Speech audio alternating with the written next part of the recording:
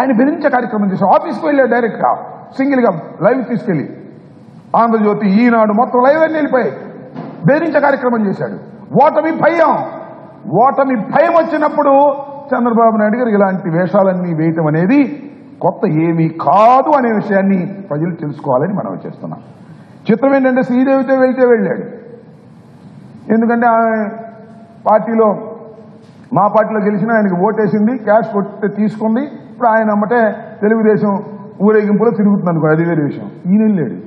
ఎవరైనా పవన్ కళ్యాణ్ పొత్తులు వాళ్ళందరూ రావాల్సిన అవసరం లేదు, ఎవరి పార్టీ వాళ్ళు వెళ్ళొచ్చు.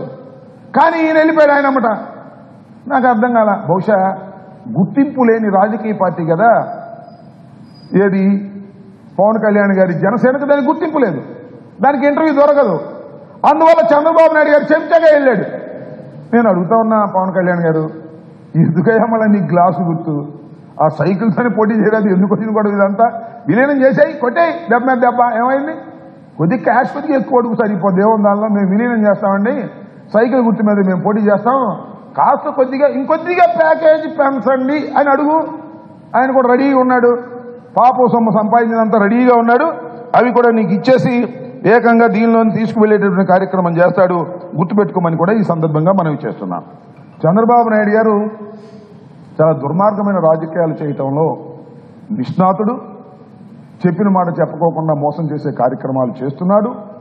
విచ్చలవిడిగా దానికి తోడు తానా తందానా అనే పత్రికలు బయలుదేరాయి. అవి చూస్తే ఒకవేళ నిజంగా ఎప్పుడన్నా నేను కొన్ని పత్రికలు చదువుతుంటా పైన హెడ్డింగ్లు, ఎవరు చూడమన్నా చూస్తే ఎట్లా ఉంటుందంటే ఆ చంద్రబాబు నాయుడు వచ్చేసి అధికారంలో కూర్చున్నట్టే ఉంటుంది. ఆ ఈనాడు ఒకటి ఆంధ్రజ్యోతి ఒకటి రాస్తుంటే అయిపోయింది వైఎస్ఆర్ కాంగ్రెస్ పార్టీ పని, తెలుగుదేశం అధికారంలోకి వచ్చేసింది అనేటువంటి పిచ్చిరాతలు రాస్తున్నారు, అభూత కల్పనలు రాస్తున్నారు. జగన్మోహన్ రెడ్డి గారి మీద రాస్తున్నారు. జగన్మోహన్ రెడ్డి గారు అంటే జైలుకి